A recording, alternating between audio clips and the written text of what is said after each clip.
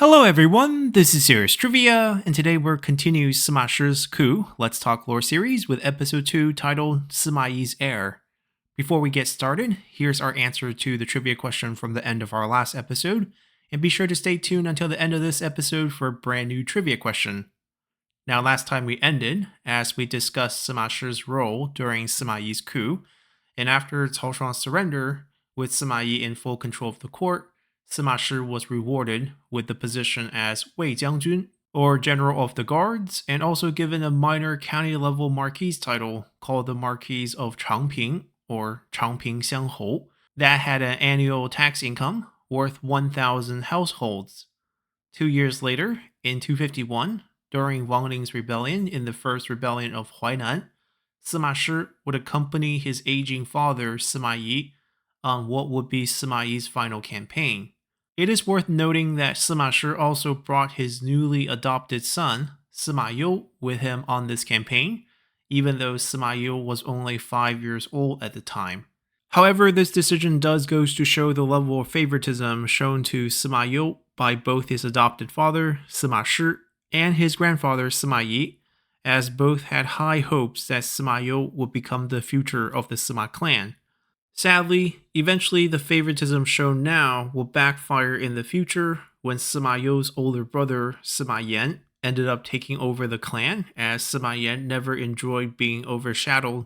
by this younger brother of his. But we're getting ahead of ourselves here. For now, after the end of Wang Ling's rebellion, which actually never got violent, as Wang Ling ended up surrendering before committing suicide when he discovered that his plot had long been known to Sima Yi. Yet while the First Rebellion of Huainan would resolve peacefully, aside from the mass execution of the co-conspirators, Father Time finally caught up with Sima Yi in September of 251, as he would die of natural causes at the age of 73. Now Sima Yi's death became the first big test for the Sima clan's control of the Wei court, as while Sima Yi did dominate the court after Cao Shuang's death, most officials at court didn't mind this arrangement, as after all, Sima Yi was a well-respected elder statesman with immense military contributions to Wei, from his takedown of Mengda in Shangyong, to the defense of the western provinces against Zhuge Liang, to the elimination of Gongsun Yuan out west, and finally to the numerous defenses of the southern front against Wu's raids and attacks. Furthermore, after Cao Shuang's fall, Sima Yi did not overstep, as he turned down every honor that Emperor Cao Fang tried to bestow on him. For example, in February of 249, Sima Yi turned down the prime minister position, as he did not want to be associated with Cao Cao's old post, as the connotation there with usurpation hits too close to home. By December of 249, Sima Yi turned down the 9 bestowments offered to him by Emperor Cao Fang. Then after Wang Ling's rebellion was crushed, Emperor Cao Fang once again tried to promote Sima Yi, as he wanted to name him as the Chancellor of Wei, and promote him to Duke of Anping, to which Sima Yi once again turned down. Even after Sima Yi's death, Emperor Cao Fang tried to posthumously grant Sima Yi the same Chancellor and Duke titles again, but this time, Sima Yi's younger brother, Sima Fu, came out and turned this down, as he stated that according to Sima Yi's will,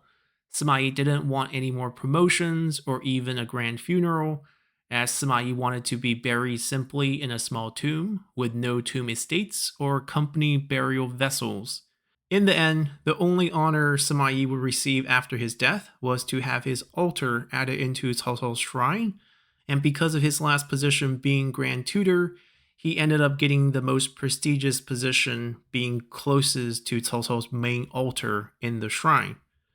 Well, Sima Yi's humbleness should be praised, even though a lot of this was out of political necessity, as Sima Yi did not want to be seen as becoming the next Cao Shuang and upset the other dominant gentry clans that had supported him during his original coup.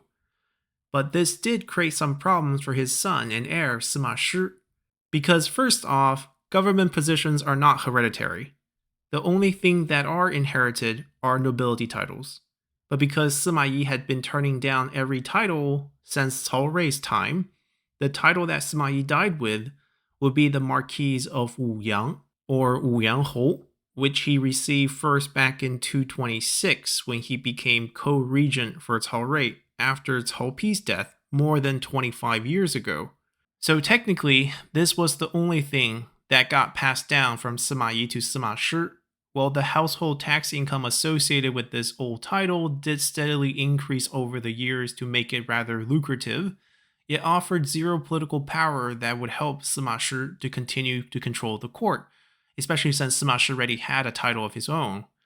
Fortunately, Sima Yi did leave behind the control of the Wei Central Army to his son Sima Shi and his younger brother Sima Fu, and with most of the regional commanders still loyal to the Sima clan, especially after the removal of Wang Ling, Emperor Cao Feng, who had just turned 20 and thus came of age, still had no choice but to continue to give Sima Shi the regent position and the Grand General title in early 252. Politically, there was probably one opportunity for the Wei court and the emperor to weaken Sima Shi's power,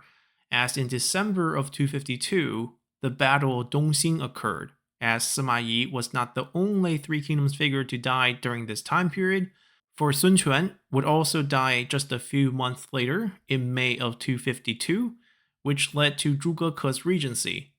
And in an effort to give off the appearance of strength and aggression immediately after Sun Quan's death,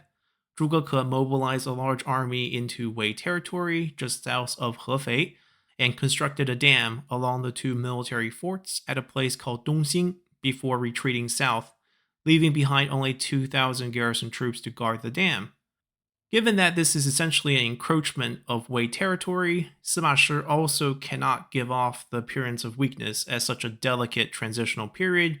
so after reviewing multiple competing attack plans against Wu from his top generals, Sima Shi decided on a three-pronged attack against the Wu positions at Jiangling, Wuchang, and Dongxing. Altogether, the three fronts would muster a total force of 150,000, but these troops were not divided equally, as only the attack on Dongxing was the focal point, while Jiangling and Wuchang were only supportive attacks meant to draw Wu's attention and keep the Wu Western forces pinned down to give the Dongxing front more time to take control of the dam. Now, there are plenty of political reasons behind this decision, for the lead commander at Dongxing would be General Hu Zun, a Sima clan loyalist that was just promoted to the Yang province in place of the deceased Wang Ling. But as we have previously discussed in Zhuge Ke's Regency Let's Talk Lore series, the Battle of Dongxing did not end well for the Wei forces, as General Hu Zun's carelessness and arrogance against the Wu reinforcement would cost the Wei side dearly, with over 20,000 casualties as the entire Wei attack across the three fronts were called off immediately in the aftermath. In my opinion, this defeat at Dongxing was Wei's best chance to at least reduce the influence of the Sima clan, but because Sima Shi was very aware to the importance of protecting his own position and the positions of General Hu Zun and Zhuge Dan, who both participated in this defeat, Sima Shi ended up throwing his younger brother, Sima Zhao, under the bus, as Sima Zhao was the Dudu, or the director of officers overseeing this entire attack. Sima Zhao ended up losing his nobility title, while Zhuge Dan only got a reassignment to take over the Yu province, while the previous Yu province prefect in Guanqiujian would be swapped to the Yang province in Zhuge Dan's place. Fortunately, this seemingly pointless swap did pay dividends right away, as Guanqiujian's arrival in the Yang province also saw the promotion of Officer Zhang Te as the garrison commander of Hefei, which came under attack immediately in 253 when Zhuge Ke launched his massive 200,000 troop siege of Hefei. And precisely because of Zhang Te's determined defense of Hefei, which held on for more than 90 days, Zhuge Ke would end up being soundly crushed by the Wei reinforcement army led by Sima Fu. And with this grand victory over Wu, Sima Shi's position within the Wei court would be solidified. But with many of the Wei loyalists still remaining strong at court, Sima Shi would soon have to deal with a coup of his own, except this time, instead of being the orchestrator, he would be on the receiving end of this challenge to his and thus the Sima clan's control of Wei. And to find out who will lead this coup to depose Sima Shi, come back next time, as we'll continue our series tomorrow with episode 3, titled Li Feng and Zheng Ji.